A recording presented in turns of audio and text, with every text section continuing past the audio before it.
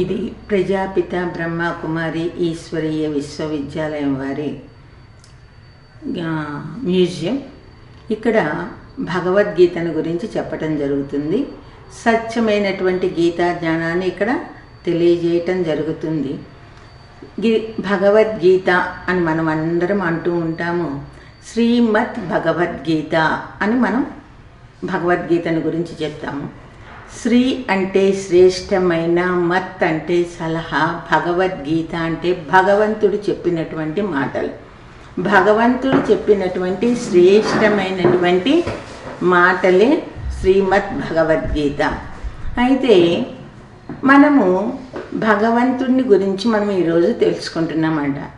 భగవద్గీతని తెలుసుకోబోయే ముందు మనము ముందుగా భగవంతుని గురించి తెలుసుకుందాం. మనందరికీ తెలుసు భగవంతుడు అంటే ఎవరు అని. మనకెవ్వరికీ తెలియదు. మనం అందరూ భగవంతుళ్ళేనని మనం అనుకుంటూ వచ్చాము, కానీ అసలైన భగవంతుని గురించి మనకి తెలియదు అన్నమాట. భగవంతుడు అంటే ఒక్కడే ఉంటాడు. ఆయన జనన మరణాలకు అతీతుడు, సుఖ దుఃఖాలకు అతీతుడు, దుఃఖహర్త సుఖకర్త. ఆయనకి తల్లి తండ్రి ఎవరు లేరు. అదే భగవద్గీతలో చెప్తాడు, నేను అజన్మ అజోపి సన్నవ్యయాత్మ భూతానాం ఈశ్వరోపి సన్ ప్రకృతిం స్వానుదిష్టాయ సంభవామ్యాత్మ మాయయా అని భగవద్గీతలో మనకి చాలా చోట్ల అట్లా చెప్పటం జరుగుతుంది. నేను చావు పుట్టుకలు లేనటువంటి వాడను అని భగవంతుడు చెప్పాడు. ఆ యొక్క భగవంతుడి యొక్క గురించి మనం తెలుసుకున్నట్లయితే భగవద్గీత అనేది మనకి అర్థమవుతుందన్నమాట. భగవంతుడు ఏ శరీరధారి కూడా భగవంతుడు కావడానికి వీలు లేదు. భగవంతుడు అనేవాడు అతి సూక్ష్మాతి సూక్ష్మమైన జ్యోతిర్బిందు స్వరూపుడు అనమాట. అతి సూక్ష్మాతి సూక్ష్మమైన జ్యోతిర్బిందు స్వరూపము. ఈ యొక్క చిన్న బిందువుకు గుర్తుగానే మనము శివలింగాన్ని పెట్టి పూజ చేస్తున్నాము. ఆయన ఆకారం జ్యోతి ఆకారంలో ఉండటం కారణంగానే మొట్టమొదట మన పూజలో జ్యోతిని వెలిగించి తర్వాత పూజ చేస్తున్నాం అన్నమాట. ఈ విషయాలు కూడా మనకి తెలియదు. కాబట్టి భగవంతుణ్ణి గురించి తెలుసుకునేటప్పుడు ఇంకొకటి కూడా, భగవంతుణ్ణి సర్వవ్యాపి అని కూడా అంటాము. భగవంతుడు 7 లోకాలు 14 లోకాలు వ్యాపించి ఉన్నాడు అని అంటాము.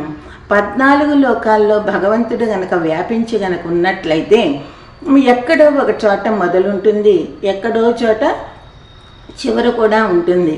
కానీ ఒక అతి సూక్ష్మమైనటువంటి బిందువుని గనక మనం పెట్టి గనక చూసినట్లయితే దానికి అదే మొదలవుతుంది, అదే చివరవుతుంది.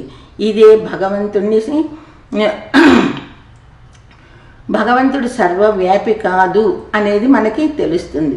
చూడండి, భగవంతుడే గనక సర్వవ్యాపినే గనక అయినట్లయితే మనము పూజ చేసేటప్పుడు భగవంతుని ఆవాహన చేస్తున్నాము. మళ్ళీ తర్వాత యథాస్థానం ప్రవేశయామి అని అంటున్నాం. అంటే భగవంతుడికి ఒక స్థానం ఉన్నది అని మనం గ్రహిస్తున్నామన్నమాట. కాబట్టి భగవంతుడి సర్వవ్యాపి కాదు. ఆయనే గనక అందరిలోనూ గనుకున్నట్లయితే ప్రపంచం ఈ స్థితిలో ఉండాల్సిన అవసరమే ఉండేది కాదు. అయితే ఇక్కడ మనం గ్రహించవలసిన విషయం ఏంటంటే, భగవంతుడు యొక్క దివ్య గుణాలు ఏవైతే ఉన్నాయో ఆయన గుణసంపన్నుడు కదా.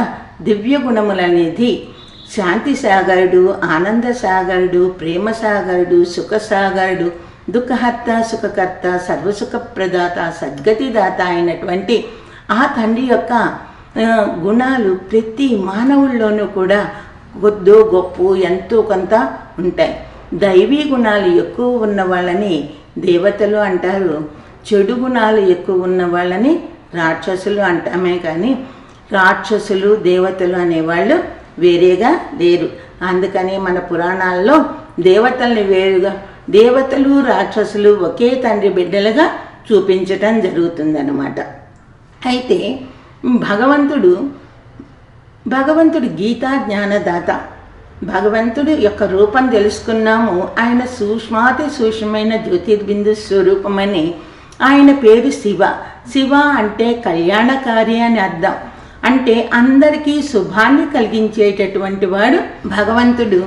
అందుకని ఆయన్ని కళ్యాణకారి అని అంటాము. అందుకని మనకి ఏదైనా కష్టం నష్టం జరిగితే శివాలయానికి వెళ్ళి పూజలు అవి చేస్తుంటాం అన్నమాట.